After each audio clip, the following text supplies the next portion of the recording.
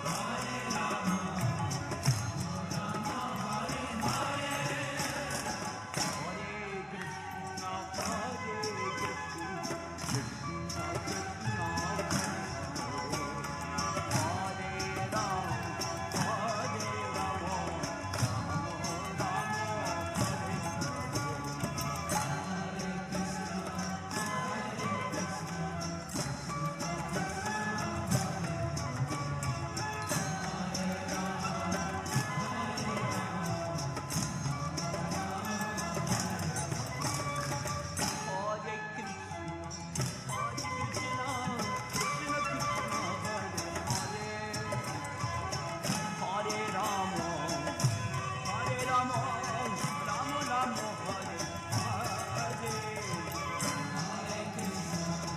Hare Krishna,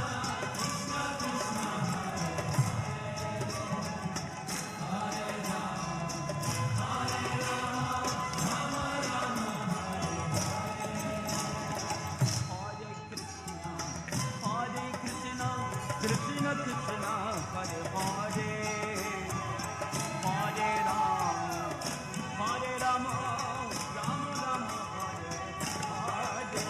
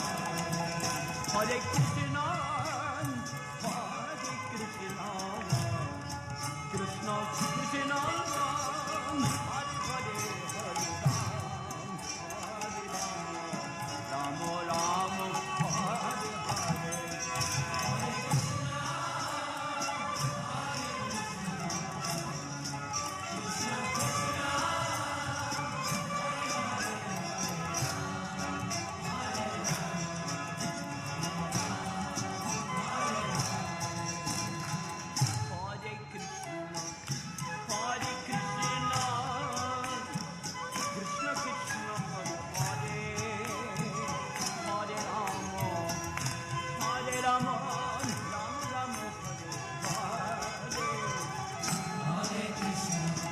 Hare Krishna, Krishna Krishna, Hare Hare, Hare Rama, Rama Rama, Hare Hare. Hare Krishna, Krishna Krishna, Hare Hare, Hare Rama, Hare Rama, Rama Rama, Hare Hare. Hare Krishna, Krishna Krishna, Hare Hare, Hare Rama,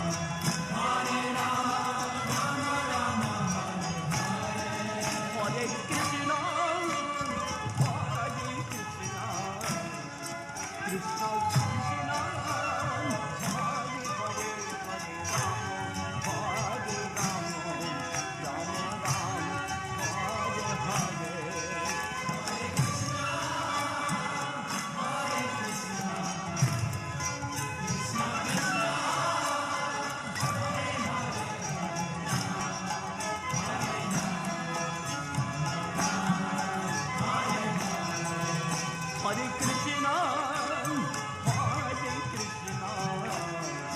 Krishna Krishna, Hare Hare, Hare Ram, Hare Rama, Rama Rama,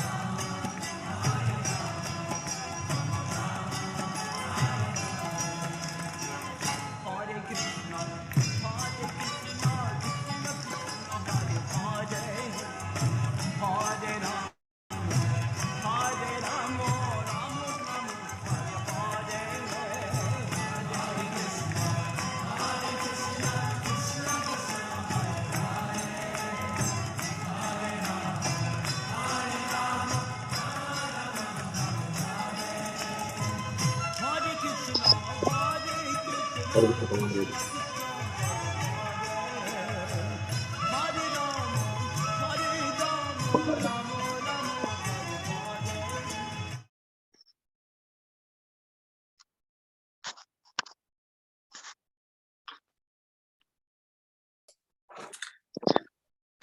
Krishna, dear Shankaranand, Prabhu, Danvat Pranam.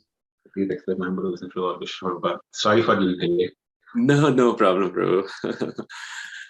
Okay, so first of all, we take this opportunity to welcome all the devotees to this online conference, a very, very special two-part series on Varnashram Dharma, a Vedic perspective.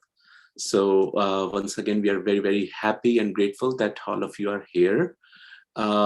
Most of us very well know His Grace Shankaranand Prabhu, but just to respect someone on the call who does not know, I would like to give a brief introduction about our guest speaker, our dear Shankaranand Prabhu.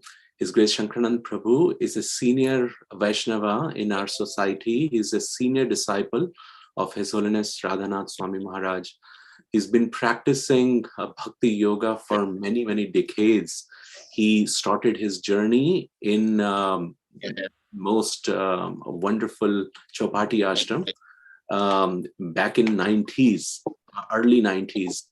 And since then, His Grace Shankaranand Prabhu is serving Srila Prabhupada's mission in so many wonderful ways in many communities. Prabhu's been serving in America for more than 15 years, 10, 15 years?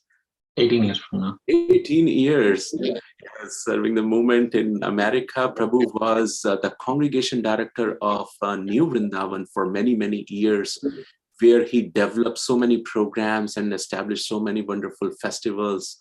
And now Prabhu is based in California with his good wife, Mataji, and they are raising wonderful two boys there, and also leading the congregation, guiding so many devotees. Prabhu is giving the talks on Bhagavatam, Chaitanya Charitamrita, our scriptures, to different congregation, different parts of the world. So we are very, very happy. Prabhu is very, very closely connected, I would say, to Richmond Yatra. And we are very, very happy to have you back, Prabhuji. Thank you so very much.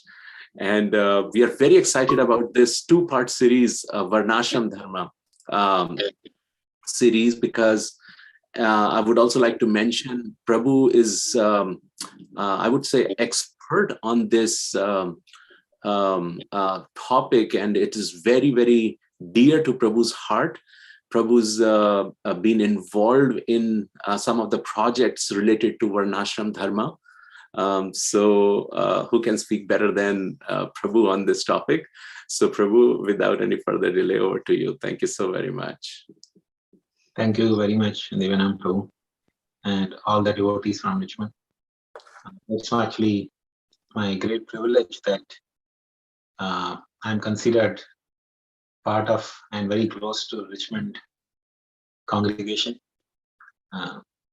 It's actually my good fortune, that you all consider me very close, in spite of the distance being, about 3,000 miles. But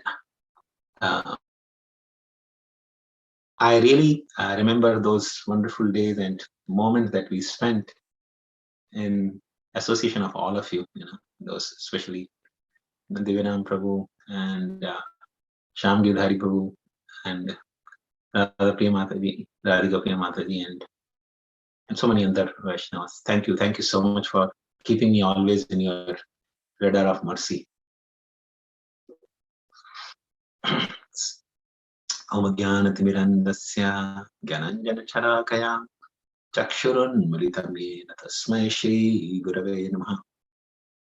Shri Chaitanya Manobhishtam Sthapitam Yena Bhutale Swayam Rupa Kadamahyam Tadati Swapadantikam Pandeham Shri Guru Shri Yuta Padakamalam Shri Gurun Vaishnavamishcha Sri Rupam Sagrajata Sahagana Raghunathanvitam Tam Sajivam Sadvaitam Savadhutam Parijana Sahitam Krishna Chaitanya Devam Radha Krishna Pada Sahagana Lalita Shri Vishakhanvita Mishra He Krishna Karuna Sindhu Deenabandhu Jagatpate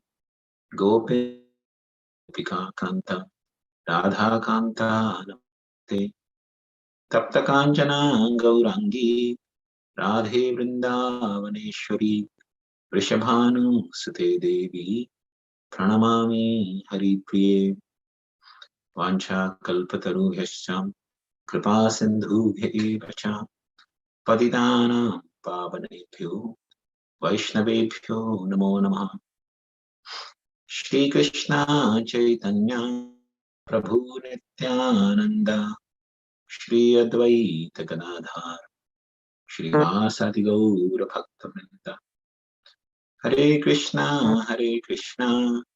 Krishna Krishna Hare Hare Hare Rama Rama Rama Hare Hare Hare Krishna.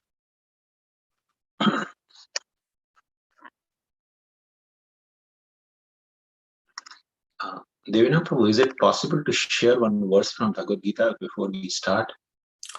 Yes, Prabhuji. Would you like to share, or you want me to share? If you can share, that'll be nice. Yes, please. Let me know the verse, Prabhu. Yeah, it is.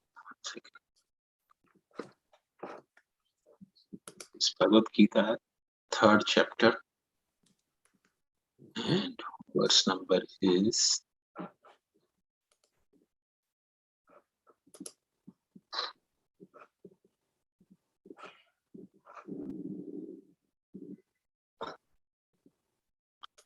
3.11.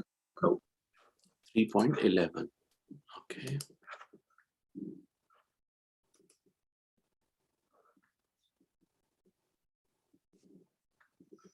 So we'll just read this verse along with the purport and then, start the. I just would like to that in this 2-session series, today we will try to focus on understanding what actually Varnashrama is in brief and what it is not. Mainly the confusions or misunderstandings about Varnashrama. It actually causes a lot of quarrels among society. So try to understand the misunderstandings about Varnashrama along with understanding what really it actually is with appropriate examples. So here, this verse from Bhagavad Gita is actually Krishna is giving a nutshell understanding about Varnashrama, what really Varnashrama is. So before even we begin, I just make one clarification. Varnashrama is nothing to do with spirituality directly. It is not spiritual. It is material.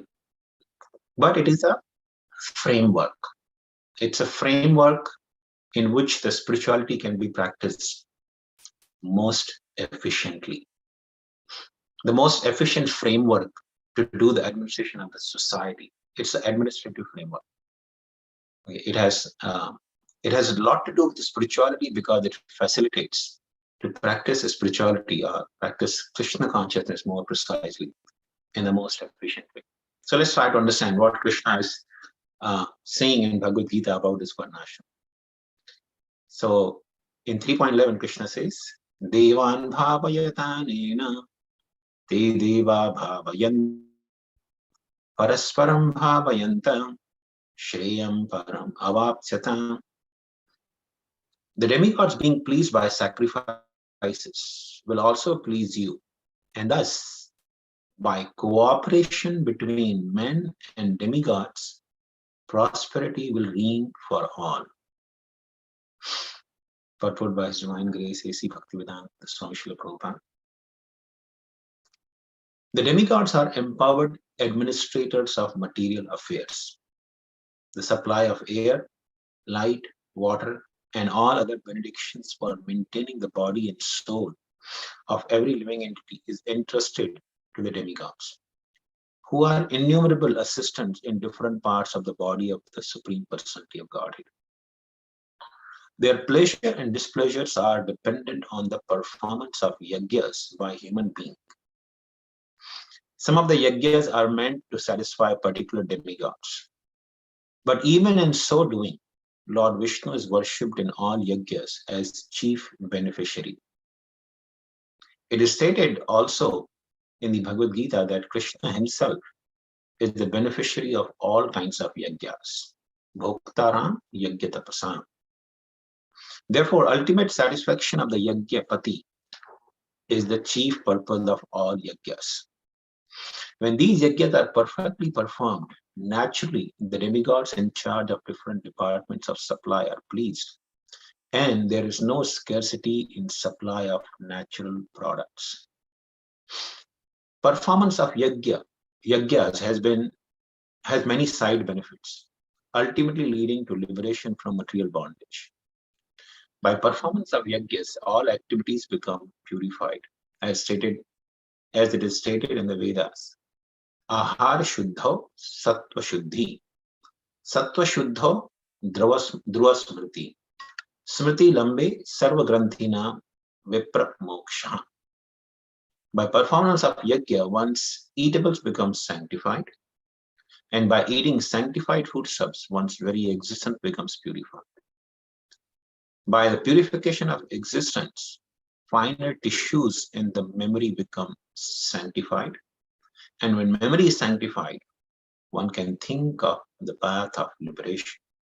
And all these combined together lead to Krishna consciousness, the great necessity of the present day society. So, this is actually one of the very beautiful verses from Bhagavad Gita, where Krishna is in a nutshell describing what is actually Varnashrama. In this verse and the few verses around this verse, especially Krishna begins to explain this from a couple of verses before, where he actually explains that how in the beginning of creation, the Lord of creation sent forth generations of men and demigods. So in the beginning, Brahma, or the Supreme Lord actually, who is actually the Guna Avatara of the Supreme Lord, he created all the living entities.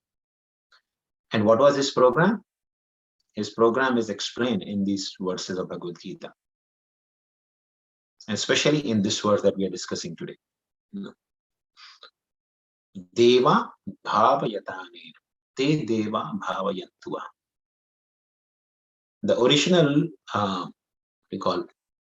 program of the Lord is that there should be mutual cooperation between human beings and the demigods.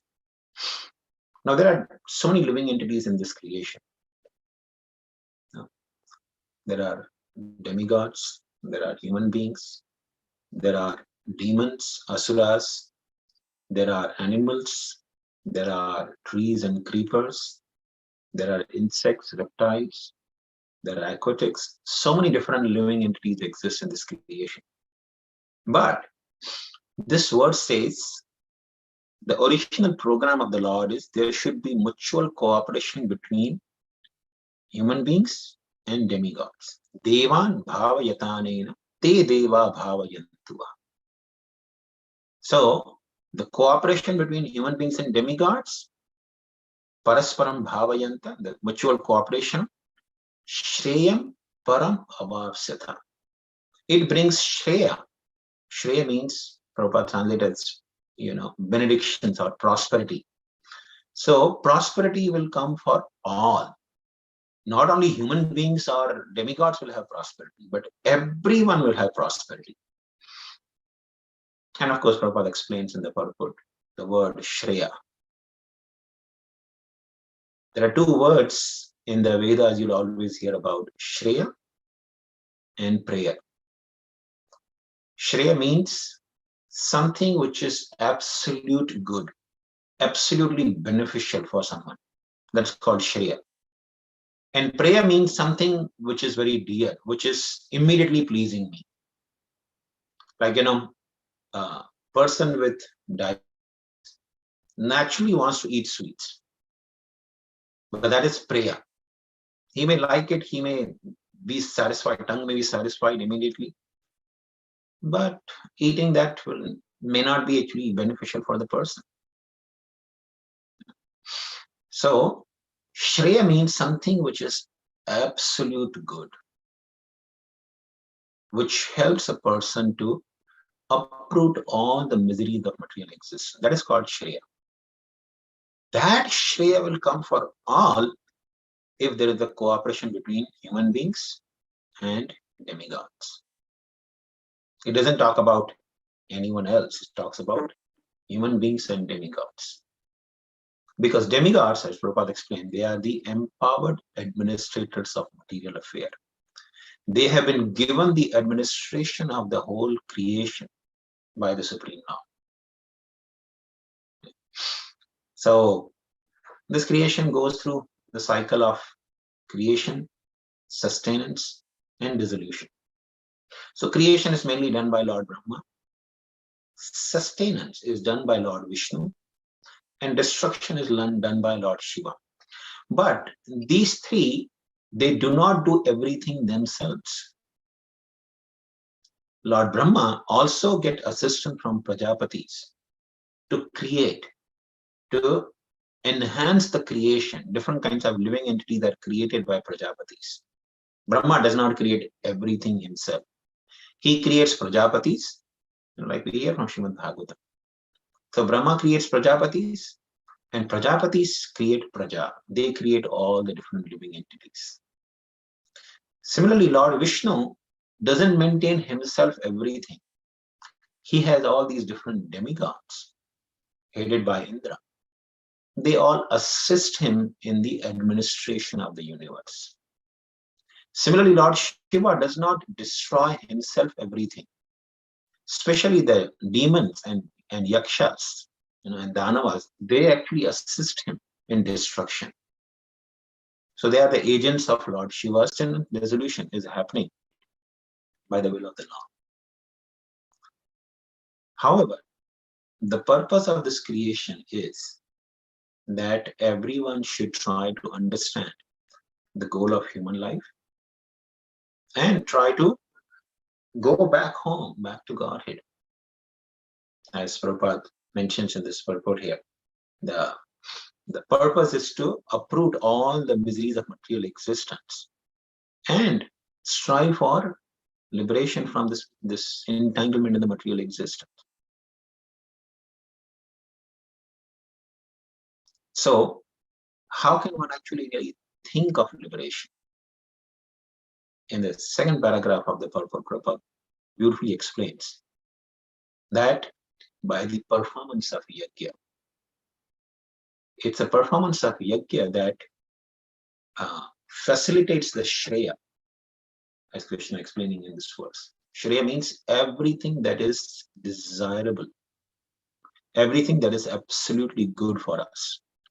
That is provided, and that includes not just, people in the modern times, they only think of, food, clothing, shelter like home, some security in the form of financial security. But these are all connected to the body, which is eventually going to be destroyed. But nobody really thinks of, when I leave this body, I means the spirit soul who's living in this body. When I leave this body, where do I go? And what will be the most beneficial thing that will go with me even after this body? So nobody really thinks about it.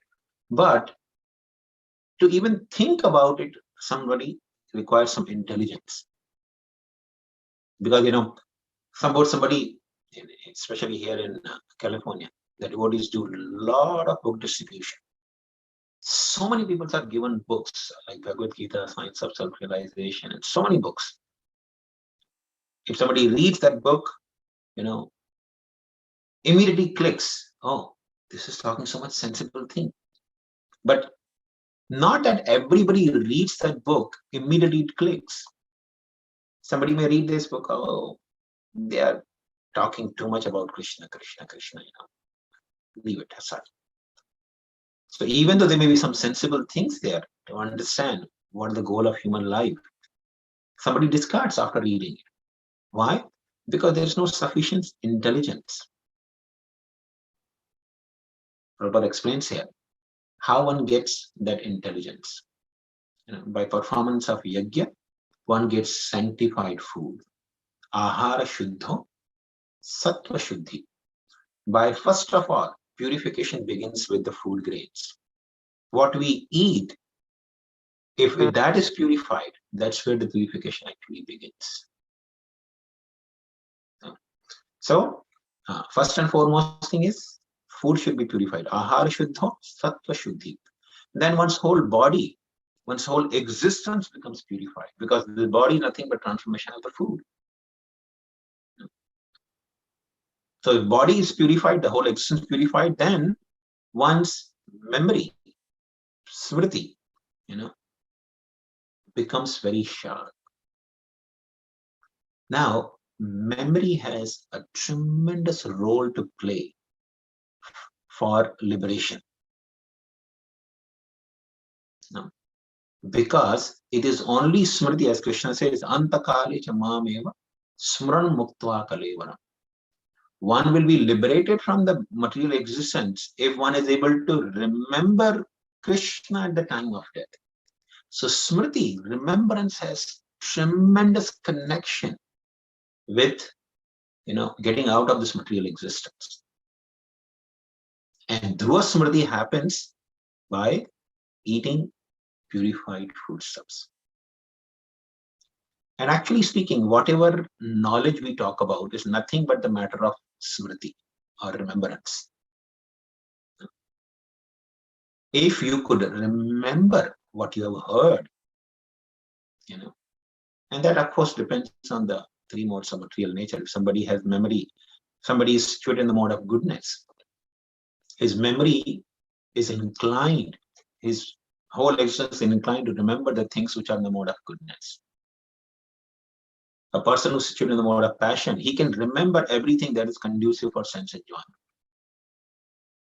And a person who's situated in the mode of ignorance, he can remember everything that is good for destruction. He'll discard everything else, but he'll be able to remember everything that is good for destruction. So that's how this body actually functions.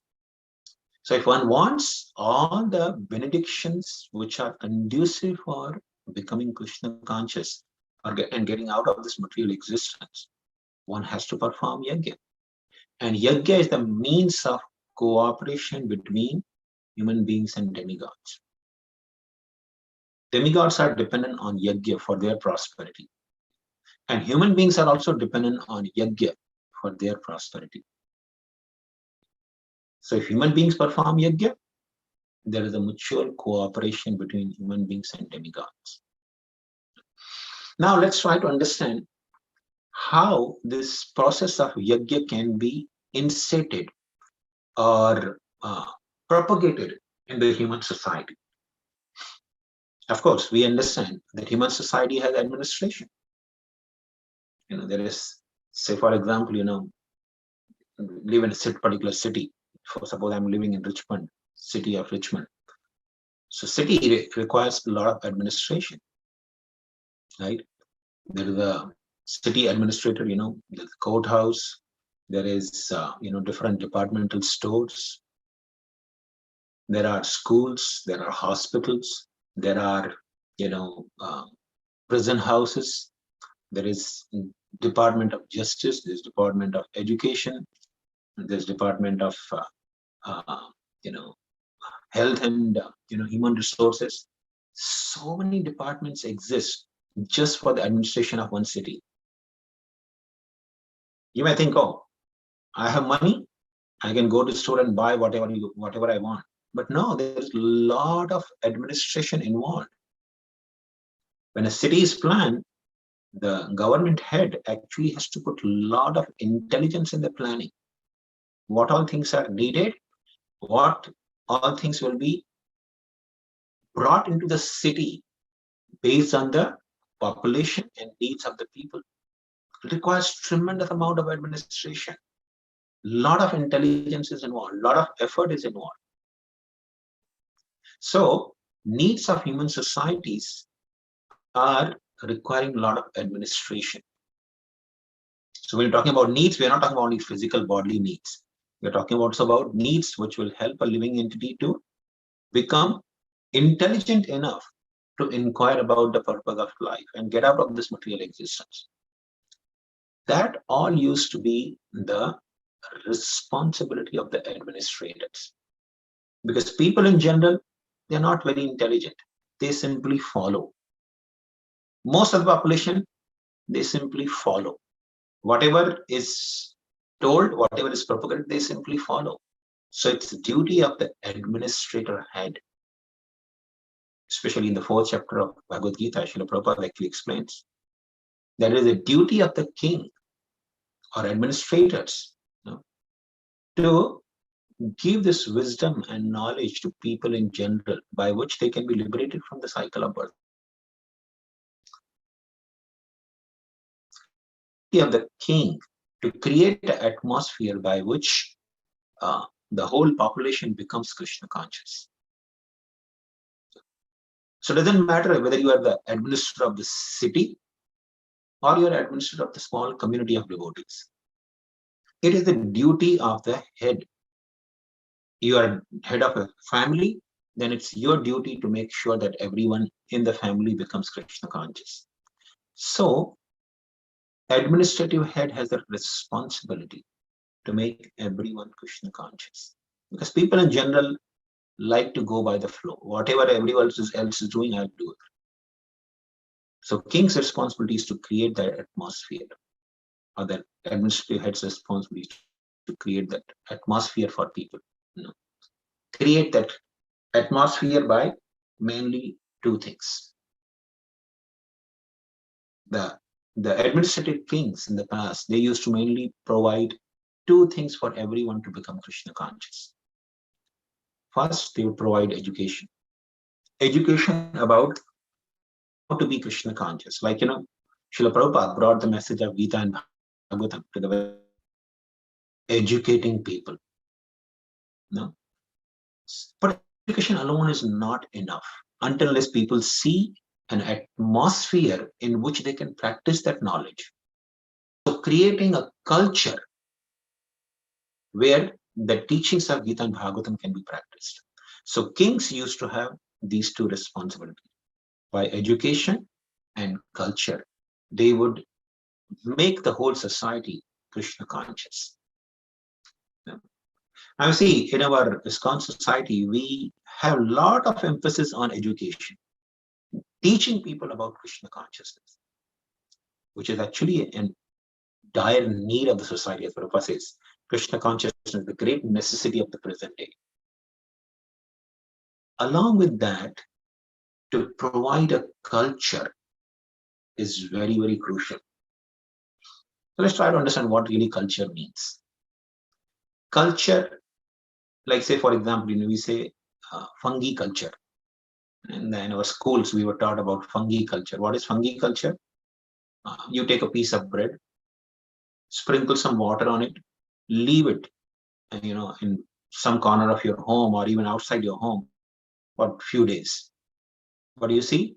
You see fungus grows on it automatically. You didn't put any seeds or anything for the fungus. Fungus automatically grows on it. So what did you do? You created a conducive atmosphere. Bread sprinkled with some water, you created a conducive atmosphere for fungus to grow on it. So this is called fungi culture. You created a culture, you created a conducive atmosphere by which fungus was grown. So culture means creating a favorable atmosphere where people can practice the teachings of Gita and Bhagavatam. So this is what actually Varnashrama is all about. Varnashrama is about creating a culture where people can practice the teachings of Gita and Bhagavatam. So this is in simple nutshell Varnashrama is all about. Administrative head creates an atmosphere by which to create favorable atmosphere that everyone can practice Krishna consciousness. Okay. Now, before we actually move further into this aspect of how it is done, that will be the part of our second presentation. How it is done? It was done mainly by in the human society, it was done mainly by the cooperation of Brahmanas and Kshatriyas. They were like one unit. The Brahmanas, they were highly learned in the Vedic scriptures, but they were not capable of doing administration. They have knowledge, but they cannot execute. Execution requires some passionate, tendencies, as Krishna explains in Bhagavad Gita. The Kshatriyas, our administrators, are resourceful. Resourceful means they know how to collect the resources and do the job. Brahmanas, they are resourceful in knowledge. They can find out what is to be done and when it is to be done from the scriptures. They are resourceful in knowledge. Kshatriyas are resourceful in execution. So therefore, these two used to always collaborate with each other. How it was done, we will discuss that next week, but let's try to understand in the modern times, the tremendous misunderstanding on what is Varnashrama. Even among devotees, you'll find, even among our society, you'll find sometimes a lot of debate goes on this topic. What is Varnashrama? Okay. So let's try to understand what is not Varnashrama. Okay. So Varnashram simply means Varna and Ashram. Okay. So there is 4 Varnas: Brahmana, Kshatriya, Vaishya, and Shudra. And then there are 4 ashramas: Brahmachari, Grihastha, Vanaprastha, and Sannyas. So dividing the society into these 4 Varnas and 4 ashramas simply facilitates a framework of the administration of the society, where everybody knows, what to do and what not to do. So, like say for example, 4 Varnas. The significance of the 4 Varnas is mainly for the administration of the society. Okay, so that the necessities of everyone are provided very nicely. So Brahmanas provide guidance. Kshatriyas enforce the laws. Vaishyas do all the banking and producing all the physical needs of the body for the society, that is food and clothing, everything is produced by the Vaishyas. And Shudras simply provide assistance to the 3 classes, namely Brahmana, Kshatriya, and Vaishyas. Okay. So that's how the body of the society works. Like in this body also, we have the head. The modern medical science says, right, head only provides signals to the whole body. So if I'm able to move this hand, I'm able to speak something because brain is sending some signals to the entire body. Okay. When a person is brain dead, there's no movement in the body. Even though the person is alive, there's no movement in the body. So brain is sending the signals and practically ruling or giving guidance to the whole body. The hands, they do the actual job, actual work of this whole body. And they also defend the body, protect the body from harm. Somebody attacks, I try to defend myself. So hands do the job of Kshatriyas. The head does the job of Brahmanas. Hands do the job of Kshatriyas. Belly provides the entire body nourishment. Whatever is required from the food to supply to the whole body is done by the belly, which is like Vaishyas. And the legs, they simply carry out. They carry the burden of the head, arms, and belly and take it wherever it is required. That is Shudras. You see, if anything is missing in the body, if the legs are missing, you cannot do the job efficiently. The body can still survive, but you cannot do the job efficiently. Okay. So this is about Varnashrama, the Varnas. Let's try to understand what is the purpose of ashramas. Ashramas, namely, Brahmachari ashram, Grihastha ashram, Vanaprastha, and Sannyasa ashram. Ashramas are meant for spiritual perfection of human society. So human life is not simply meant for providing the needs of the body, living like animal, to eat, to sleep, to mate and defend. That is done efficiently for Varnas. The Varnas do actually the administration. Ashramas are meant for, working for the perfection of life. So how it is done? Brahmachari. Brahmacharya means the training, where a person is trained from the beginning of life. Especially the three Varnas, Brahmanas, Shaytris, and Vaishyas, because they have good intelligence. Their children are trained as Brahmachari. They are given the higher wisdom and knowledge, along with some part of education also involved about the abilities in terms of Varnas. So, for example, if a Kshatriya goes to the Gurukul, he learns the purpose of human life, but he also learns something that is useful for his administrative work. So say, for example, he needs to know the military art. So he's given training in the military art. He's given training in the administration.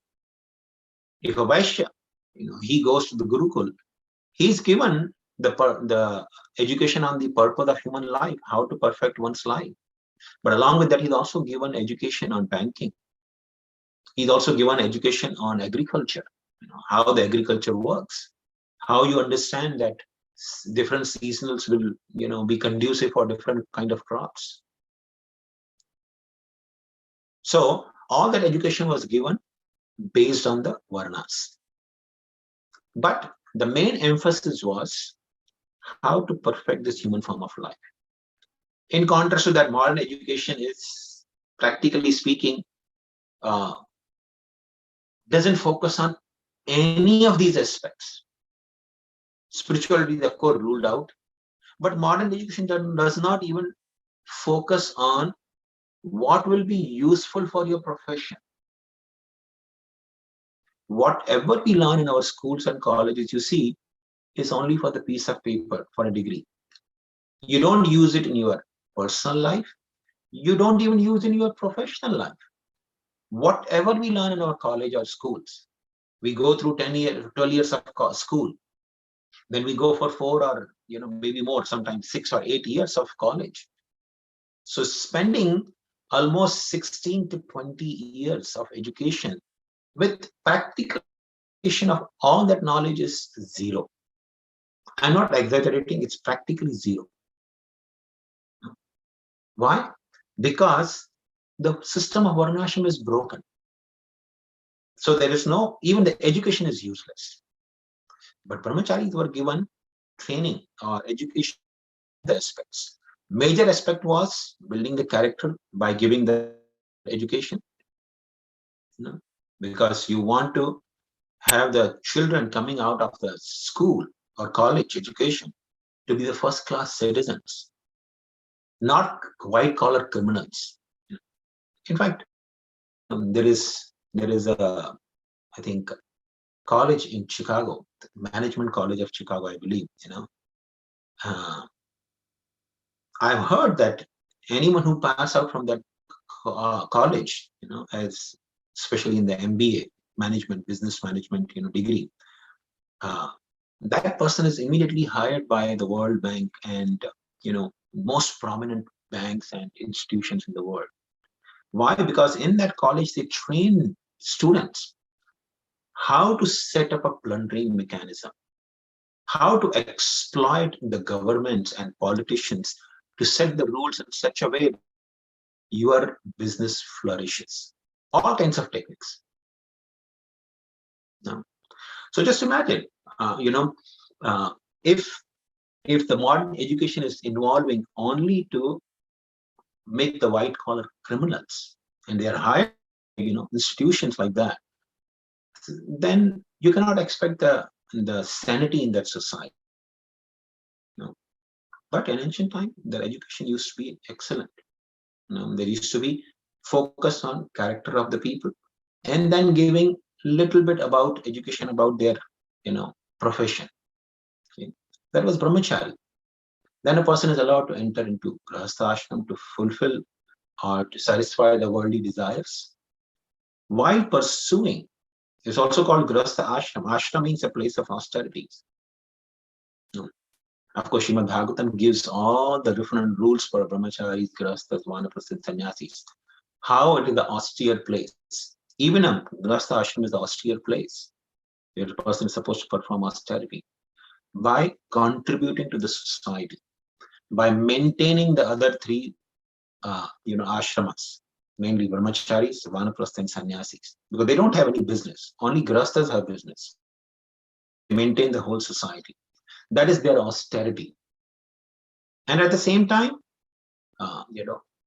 they cultivate Krishna consciousness. There's so many different rules to that end. And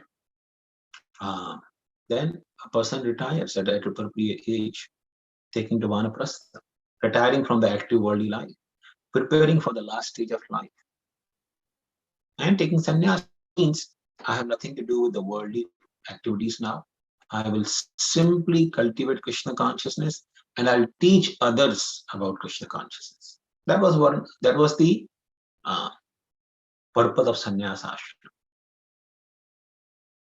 So this was the 4 varnas and 4 ashramas geared towards perfecting human life by going back home, back to God. But there is a lot of misunderstanding about the 4 varnas, especially 4 varnas, because the 4 ashramas nobody really cares about nowadays, because there is practically no talk about the spirituality in the modern society. So people don't even talk much about ashramas. Varnas, there was a lot of misunderstanding created, especially during the Mughal and British rule in India. They propagated a lot of wrong ideas about varnas, and what is known in India as this perverted caste system. But of course, there is a root to that. Srimad Bhagavatam actually explains this misunderstanding about varnas, or the competitive spirit between the varnas, exists always in the society. And in the ancient times, it was in a very subtle way. It would not come out in a very gross way. In Kali Yuga, because of the age of quarrel and hypocrisy, it has come up in a very gross way and outrageous way. So, for example, in the first canto of Srimad Bhagavatam, we have King Parikshit. King Parikshit going to forest for hunting. And somehow that he feels very tired, fatigued. He enters into the ashram of Shamik Rishi. Rishi is sitting in meditation, in samadhi practically. So he cannot hear or see anything. He's in trance. Because rishis, when they used to go into the trance while doing meditation, all their external senses would actually stop functioning. So the sage was in trance when King Parikshit entered into his hermitage. So the king was very fatigued. He asked, "Please give me some water. I'm very thirsty." But when he had no response, he repeatedly asked few times, but no response.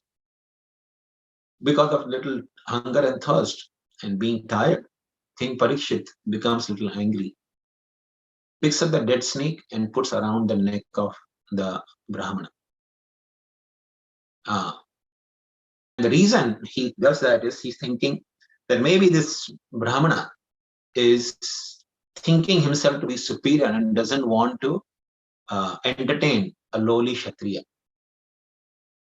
So even in the ancient times in the society, there used to be some conception that, the Brahmanas considered themselves than Kshatriyas, and they considered it inappropriate, or like, why I should entertain this low-class person. So King Parikshit thought that maybe this Brahmana is thinking, this sage is thinking that why he wants to entertain a lowly Kshatriya like me, and therefore he's not responding. So this kind of thinking was there even in ancient times. The Brahmanas sometimes would consider themselves superior. So anyway, King Parikshit goes, he picks up a dead snake and puts around the neck of Shamik Rishi and goes away.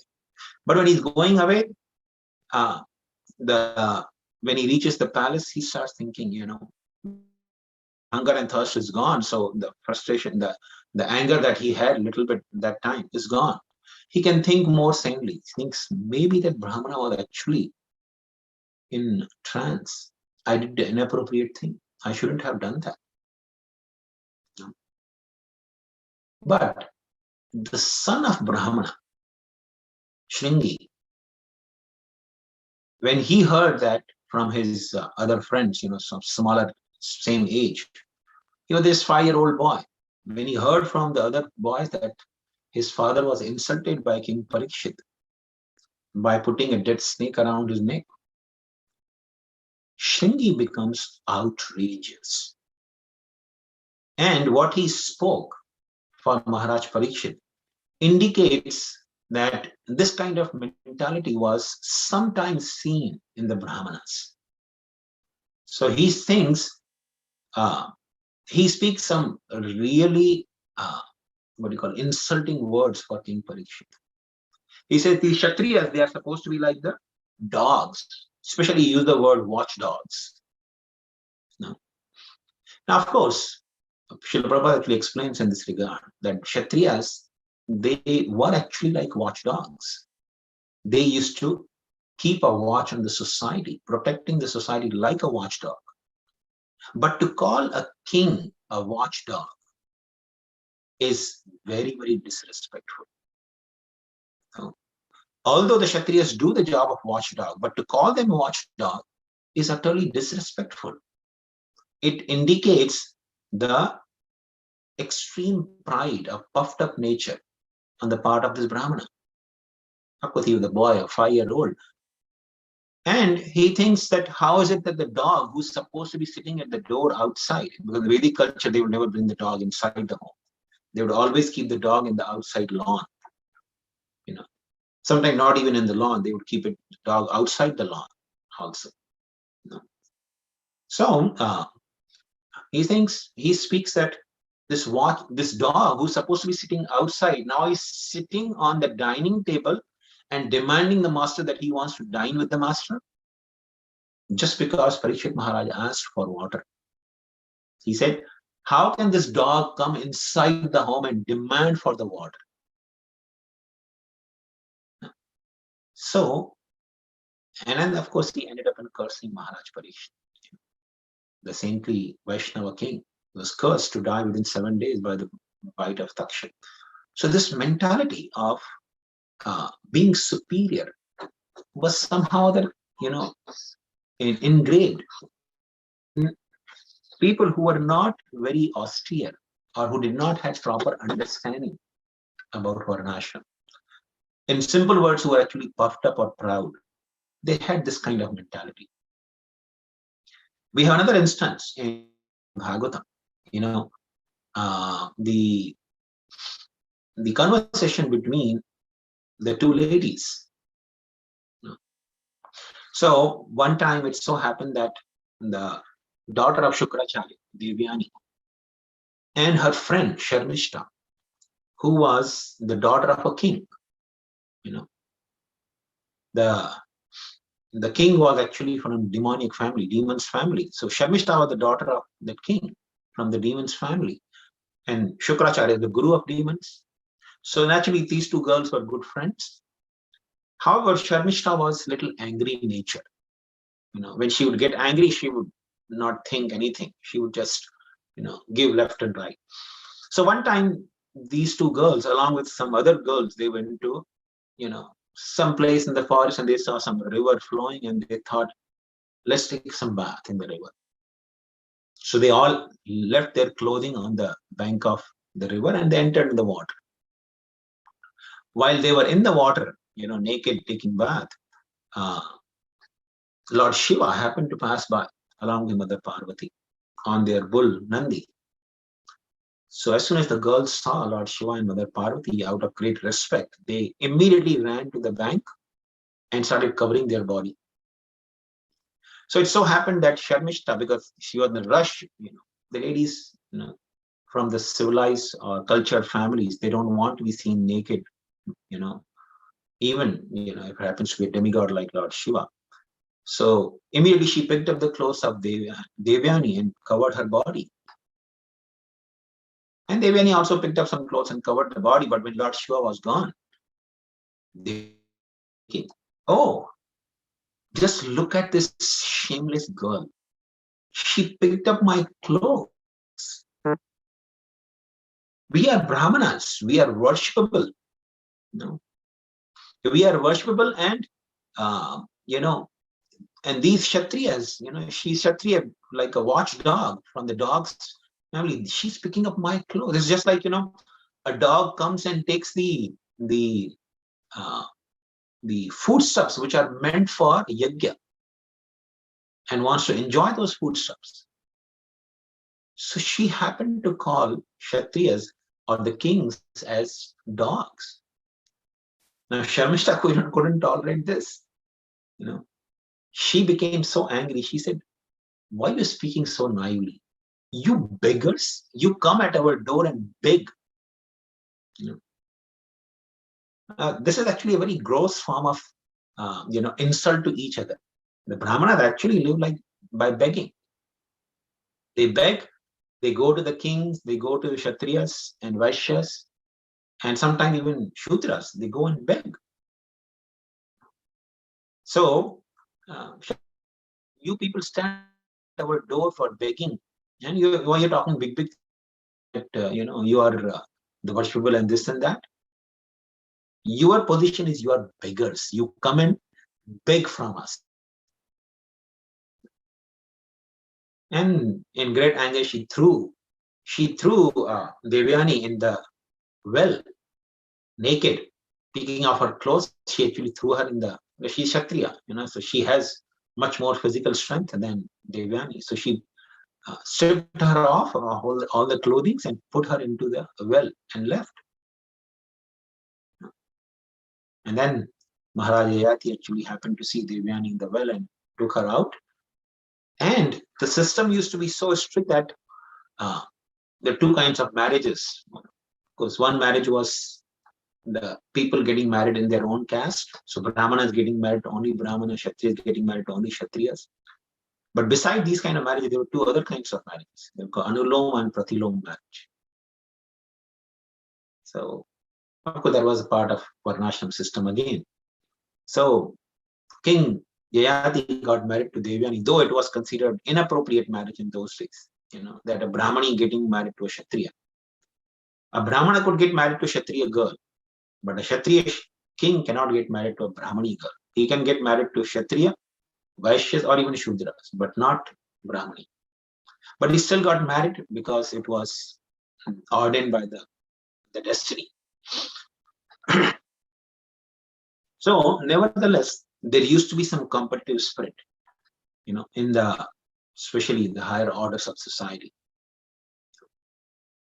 So, but in the civilized, people who are actually much more, what you call, conversant with the purpose of Varnashrama. Of course, that doesn't mean that Devyani and Sharmishta, they were not civilized. They were civilized, They were actually highly cultured. But sometime in angry mood, the ladies can lose their temper and speak, which indicates that this kind of competitive nature between the Varnas always existed. Even in the past, in the ancient times, it existed. But the true Vaishnavas in the past, they always actually never cared about this Varnashrama discrimination, because they knew the purpose of Varnas is simply to facilitate Krishna consciousness. If a person is sincerely practicing Krishna consciousness, doesn't matter what Varna or Ashrama the person belongs to. Kiba Vipra, Kiba Nyasi, Shudra Kinenai. Yehi Krishna Tattvavita Sei Guru. Sri Chaitanya Mahaprabhu actually, propagated that. Doesn't matter whether a person is Brahmana, Kshatriya, Vaishya, Shudra, Brahmachari, Grahastha, Vanaprastha, Sannyasi, doesn't matter who he is or she is. If he knows Krishna Tattva, he can become Guru. He can guide the society. Sripad Ishwarapuri, the spiritual master of Lord Chaitanya, had his personal servant Govinda. Govinda was from a Shudra family. So Ishwarapuri kept Govinda as his personal servant. The Brahmanas would never keep a person, because personal servant, he would sometimes cook for Ishwarapuri. He would massage him, he would do his clothing, wash his clothing, every personal service he could do to Ishwarapuri. But Govinda was Shudra, and Brahmana would never accept such services, especially cooking. No way that Brahmana would cook the food cooked by Shudra. If Shudra wanted to invite a Brahmana in the home, he would make sure that the food was cooked by some higher class, and then he would bring that food to his home and offer that food to Brahmana. Or he would purchase the food from some temple. They could never cook for the Brahmanas. The Brahmana would never accept. But Ishwarapuri, he neglected that injunction. Similarly, Shripad Madhendrapuri, he had a disciple in Vrindavan who was a Brahmana of lower class, Sanudya Brahman. So this Sanudya Brahman means they are considered, even Brahmanas, there used to be a lot of discriminations. So the Sanudya Brahman is considered very low class, and the sannyasis generally would never accept food at the Sanudya Brahmana's family. But Madhendrapuri accepted Sanudya Brahman because he was a Vaishnava. He accepted him as disciple, and he took meal at the house of Sanudya Brahman. When Lord Chaitanya came to Vrindavan, the Sanudya Brahman invited to Lord Chaitanya, please come to my home for prasad. I will arrange the meals, appropriately from other sources. But Lord Chaitanya said, no. Madhendrapuri took food at your home, cooked by you. I will also follow in the footsteps of Madhendrapuri. You are like my guru, you are like my spiritual master. So, but this competitive spirit always existed in the ancient society as well. But Kshatriyas, Vaishyas, and Shudras, they were always very subordinate and subservient to Brahmanas, because they knew that Brahmanas were actually very, very powerful representatives of the Lord. And it is by the blessings of the Brahmanas, the Kshatriyas actually become powerful. Brahmanas were called king makers. They would make the kings. They would not become the kings themselves, but they had the ability to create the emperors. They were king makers. And there are a lot of examples in the Shastras, especially Srimad Bhagavatam also gives quite a few examples of this. We know the example of when Brihaspati walked into the assembly, Indra failed to show respects to him. He went away, he disappeared.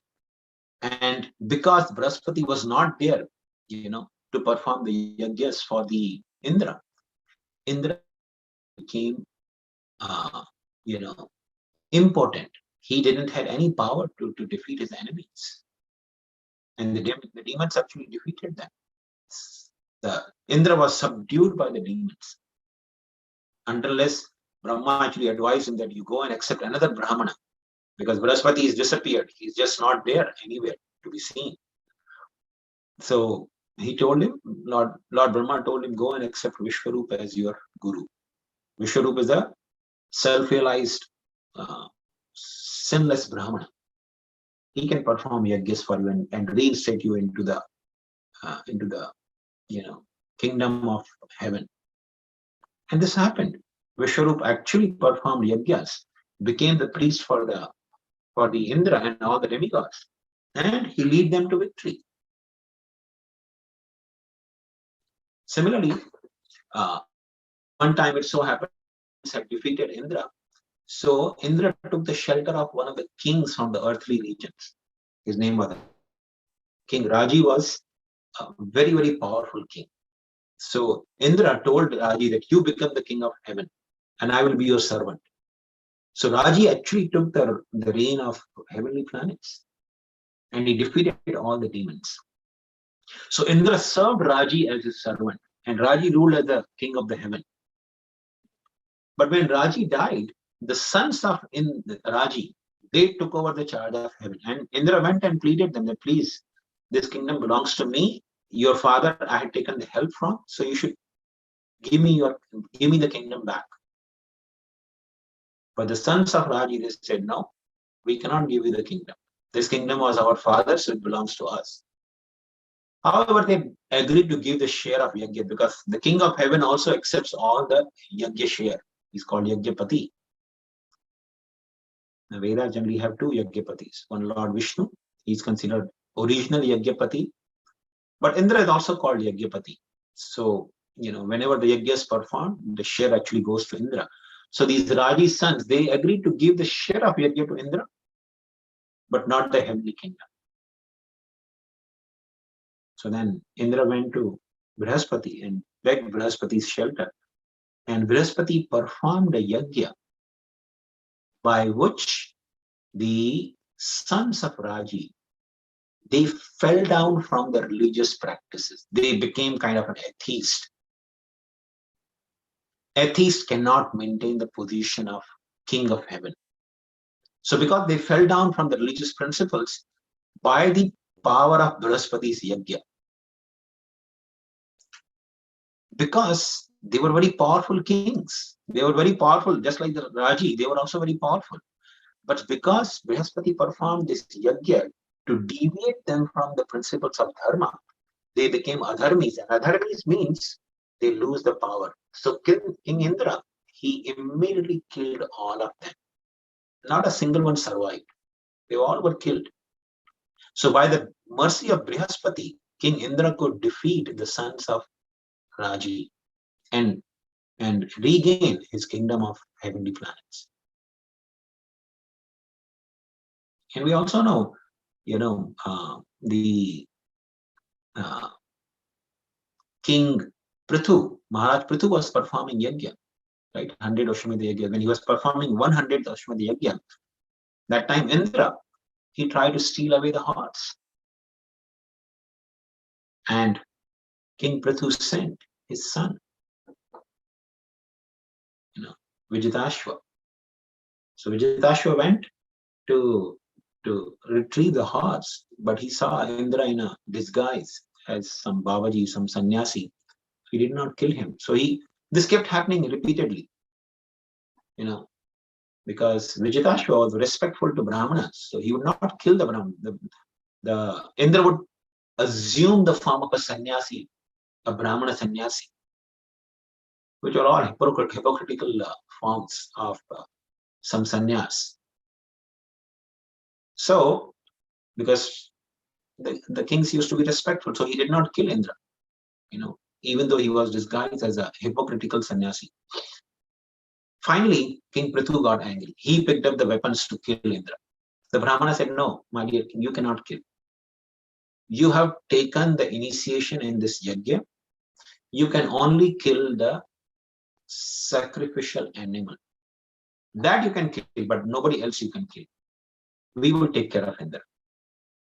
So we will offer the mantras, but Indra will come and fall in this sacrificial fire and get burned to ashes. I think Prabhu said, all right, then do it. The Brahmanas, they were about to chant the mantras to bring Indra. And there was no doubt about it that the Indra will fall in the fire and get burned to ashes. Indra, the king of heaven, and these were ordinary Brahmanas, not ordinary, they were actually Brahmanas from the earthly region. Human beings. Performing yajna, they were about to chant the mantra. Brahma comes, he says, no, you cannot do it. You cannot kill Indra because you're trying to satisfy through Ashwamedha, you want to satisfy the Supreme Lord Vishnu. You're trying to satisfy the demigods who are actually the different limbs of Lord Vishnu. And Indra is the king of all the demigods. How can you kill him and satisfy the Lord? And then he told Prathu Maharaj that please refrain from doing this yajna. You already did 99 yajnas. So you be the performer of 99 yajnas and let Indra be the Shatkratu, the performer of 100 yajnas. Because he has this problem of, security. He's feeling lack of security, that you will take away his position as Indra. And Prithu Maharaj agreed in the words of Brahma, instruction of Lord Brahma. So that was the power of Brahmanas. They could even burn. Similarly, when Maharaj Janmejaya was performing yajna to kill all the snakes, because Parikshit Maharaj was killed by Takshaka's bite. So Janmejaya, when he heard this, he wanted to kill all the snakes in the universe. So he performed the yajna to destroy the entire population of snakes in the whole universe. So he was performing yajna. Takshaka went and took shelter of Indra. So he saw that all the snakes are coming and falling in the fire, but Takshaka is not coming. So he asked the Brahmanas, why Takshaka is not falling in the fire? I performed this yajna mainly to kill Takshaka, but he's not coming. So the Brahmanas, they, by the dint of their mystic power, they could see and they told the king, because Takshaka has taken shelter of Indra. And Indra is preventing him from falling in the fire. So Janmejaya said, all right. Then chant some mantra by which Takshak along with Indra will fall in this fire. The Brahmana said, sure, we can do that. And they chanted the mantras, and Indra actually falling along with Takshak in the fire. He had no power to stop himself from falling. By the power of mantras chanted by these Brahmanas, Indra was falling from heaven right into the sacrificial fire, along with the host of demigods. Many demigods who were trying to protect Indra, they were also falling along with Indra. Then Brahaspati has to come and request Maharaj Janmejaya, please stop this yajna. You cannot kill Indra. Indra is the representative of the Supreme Lord. So Janmejaya respected the words of Brahaspati and stopped it. So the cooperation between Brahmanas and Kshatriyas actually made the powerful emperors. Nobody had become emperor without the help of Brahmanas. I'm not talking about only the ancient Rajrishis, but even in modern times. The Mughals, for example. You see, the most famous Mughals was Akbar. But it's very famous that Akbar had not Muslims as the ministers in his court. He had 9 Brahmanas, highly qualified Brahmanas, as his ministers. They were called Navaratnas. The 9 Brahmanas were his assistants, his ministers. Okay. Similarly, even in the army of Alexander the Great, we have heard about. He had actually a very expert Brahmanas in his army, not army, but his advisors. Alexander would never ever recruit his army generals, the top rank generals in his army, without looking at the course, with the help of these Brahmanas. So anyone who actually conquered, became a great emperor, always had the help of the Brahmanas. Even in modern times, nobody can become powerful without the help of Brahmanical guidance. It is not by fluke that somebody becomes powerful. Power requires the blessings of Brahmanas. So this is how it used to be the Varnashram system. Varnashram system was Brahmanas who were actually learned in the Vedas and Vedic scriptures. They would give guidance to the Kshatriyas, and Kshatriyas would rule as per the guidance of the Brahmanas. And this would entail creation of the performance of yajnas by the whole society. And yajnas would make the demigods powerful, and demigods would bless the human society with all the necessities of their lives. And in this way, the whole society would actually be heading towards real Shreya or prosperity in terms of going back home, back to God. Because you see, if the ordinary human beings, they are practicing Krishna consciousness, they benefit so many people in their surroundings. Just imagine one Krishna conscious family in a community. They naturally want to feed prasadam. So any non-devotee comes to their home, any non-devotees live around in their community, they are feeding them prasadam. They go and give them sometimes some spiritual literature. They would sometimes initiate some programs in their home and invite the neighbors and everyone else to participate in Krishna consciousness. So one devotee, one person practicing Krishna consciousness benefits so many living entities and helping them heading back home, back to Godhead. So what to speak if the many families come together under the guidance of Brahmanical Vaishnavas, and create a culture, create an atmosphere by which to share Krishna consciousness with everyone and perfect their own life. That can actually transform any community into Vaikuntha. So Varnashram, as I said in the beginning, it's not something spiritual. It is a material framework, but it's tremendously to practice spirituality. So how it was done by the Kshatriya kings in the ancient times, how it was, precisely and truly done, we'll try to understand that in our next session. So I think I'll stop here. It's already 8:22. If anyone has any questions, you may feel free to ask now. Yes, so that was truly wonderful session, Prabhuji. It was so beautifully and in a very simple, plain language, you explained what really Varnashram Dharma is. And you really took us to the pages of Srimad Bhagavatam and gave so many beautiful narrations of the pastimes, which really showed both sides of Varnashram when there is no, lack of cooperation between Brahmanas and Kshatriyas. How can Varnashrama can be destroyed, and when there is cooperation, how beautifully it can go. So that was so very wonderful. Thank you so very much.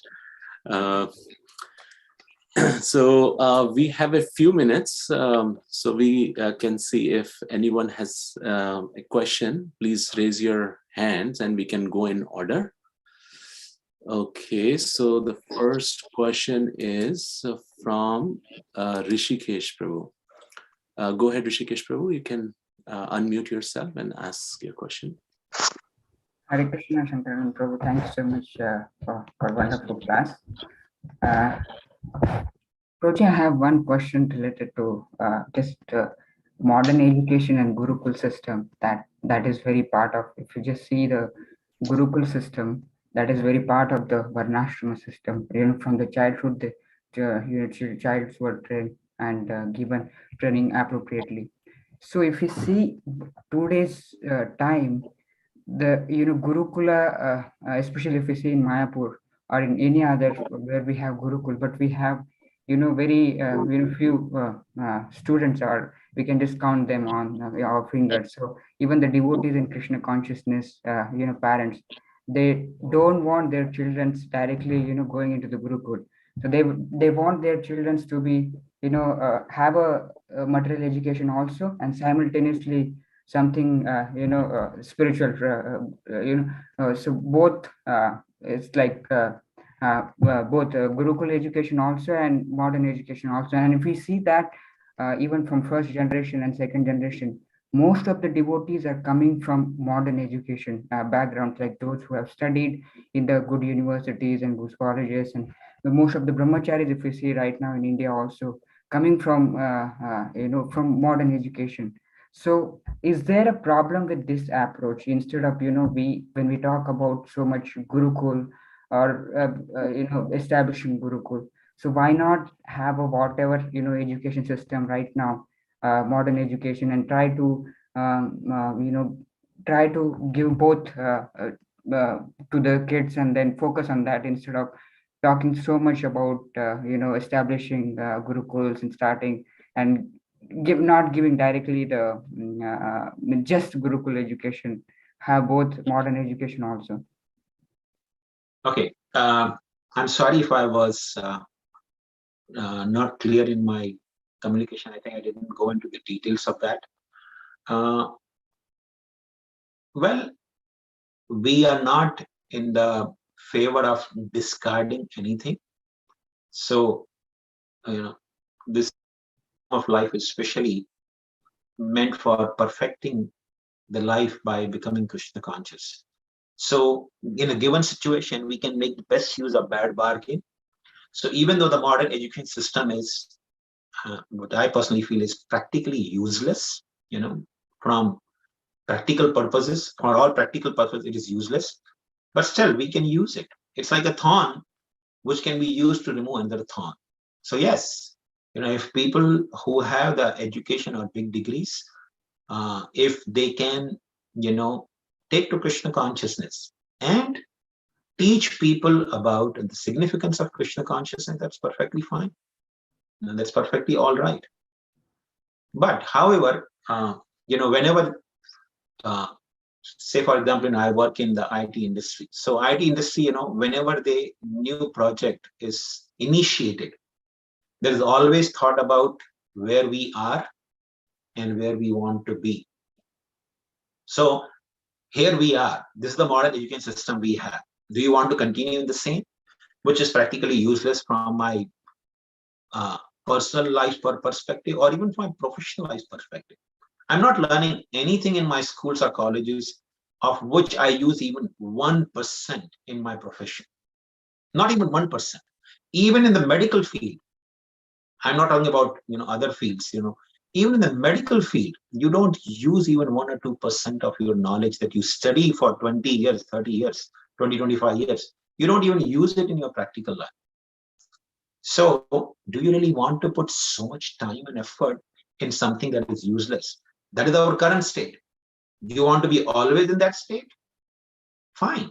You can waste your time. But, it's always good to think as, intelligent human beings, that this is our current state. Do we want to always be here, or we want to go to some better state where children spend their time, the crucial moments of their life, in cultivating something that is useful for their life? Right now, the only useful is piece of paper, which practically is not even good for getting a good job. Some people may think, oh, the piece of paper gets me a good job, which is fine. But beside that, it has no other value, no other practical purpose. So my understanding is, think ourselves, this is where we are, and do we want to continue in the same level, or we want to go into next level? So if somebody thinks that, no, I think definitely we need to make change, because any aspect of the society is initiated by one person who is convinced about something needs to change. You see, the big movements actually begin, big transformation in the society happens by one person being convinced. to be continuing in the same place or same level, is like a herd mentality. But if you know that something is wrong here, I want to improve and make it something better. So if somebody feels inspired and convinced, can take initiative in that direction. I hope that answers your question. Hello? Yes, bro. Thank you so much. Brilliant. Okay, so the next question is from Subal Sakha Prabhu, and that would be our last question for the day. So please go ahead, Subal Sakha Prabhu. Hare Krishna Prabhu, Dandavat Pranam, always Prabhupada and Gurudev. So nice to see you, bro. After long time. Yeah. So it's a nice, wonderful class with a lot of examples, and it's really a great class. The question I have is on the same lines as Rishikesh Prabhu. Today in our society, this caste system, everyone is taking advantage of it and making some money out of it. And as you mentioned it, Brahmanas are supposed to be the lead and do all these things, but it is happening the other way around. And how appropriate this system to bring it and cultivate, practically, how far it is possible, or is it even possible, or how do we practically approach this into the real system? Where do we start, and something like that. I just want to hear your thoughts about this one, from practical solution for this problem. Very nice question, bro. Very nice question. So as I said, this system of Varnashrama, reinstatement of the system, mainly requires cooperation between two categories, that is Brahmanas and Kshatriyas. So if in any community, when I talk about Brahmana doesn't mean a person who can read Srimad Bhagavatam and give class. That's not Brahmana alone. Brahmana means a person who has actually Brahmanical qualities. That means he can read the scriptures and take out the essence out of it and give it to people in a practical way. Okay. Not just, take sentences from Bhagavatam and repeating it as it is. No. Repeating is one thing, but a Brahmana means a person who has realization of that knowledge and he can share the practical aspect of that. So if you have just one such Brahmana in the community who can actually study the scriptures and extract the essence and give in a practical way, and then you all need is one good Kshatriya who knows how to apply that knowledge and create an atmosphere for everyone to practice this Krishna consciousness. A person who can give guidance and a person who can follow and create the atmosphere. So these two people, their mutual cooperation can actually make the whole wonderful community manifest.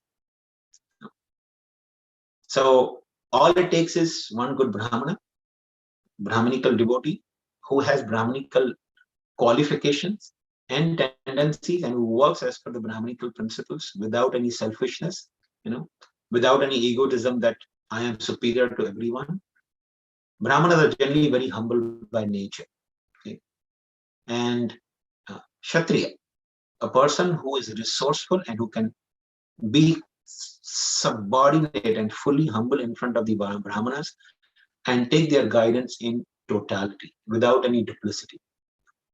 These two people can actually create miracles. They can create a wonderful community.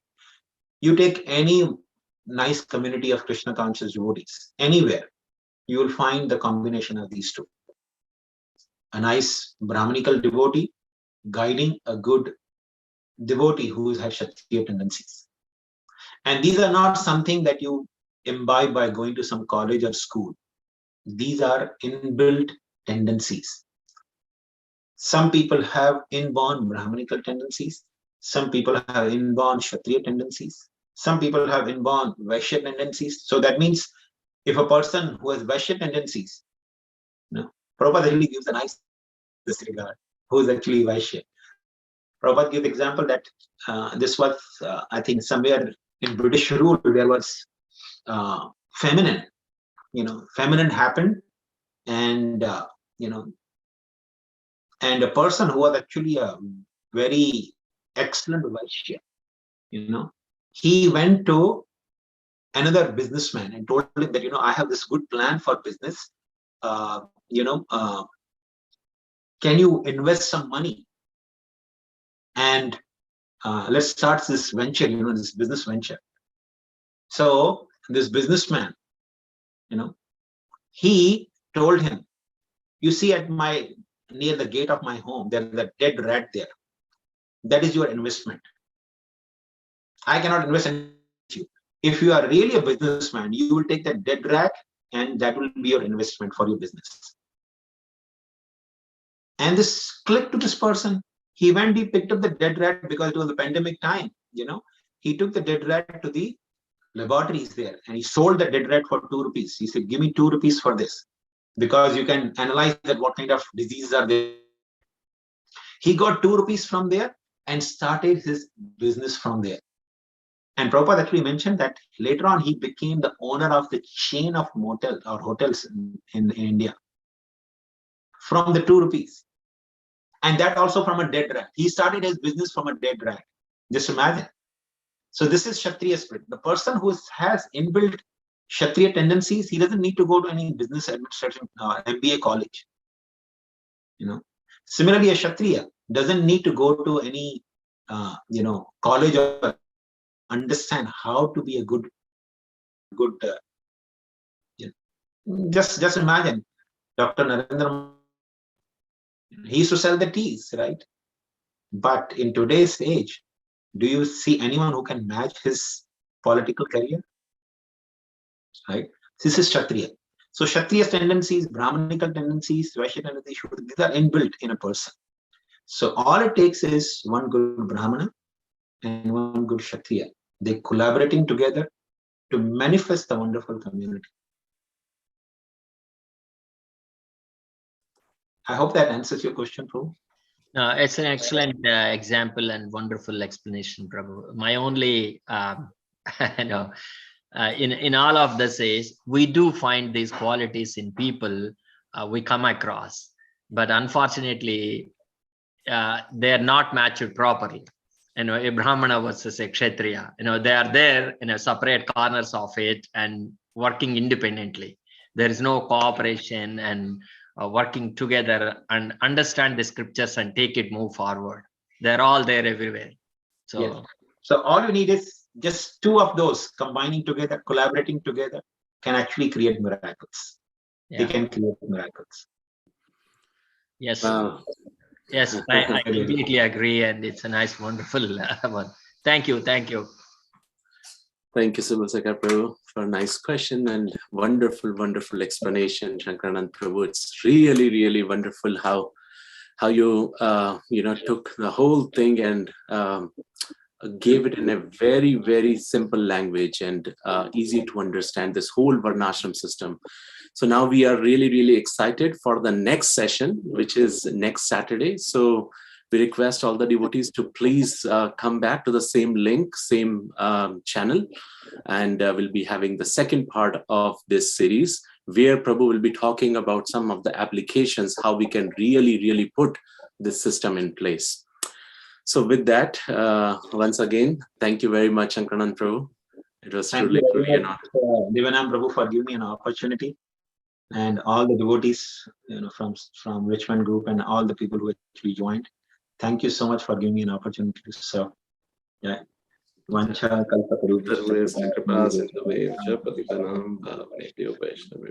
looking forward to see all of you next week. Yes. Thank you, Prabhuji. Srila Prabhupada ki jai. Tagore Premanandi. Hari Hari Bol. Thank you. Thank you, Prabhuji. Hare Krishna.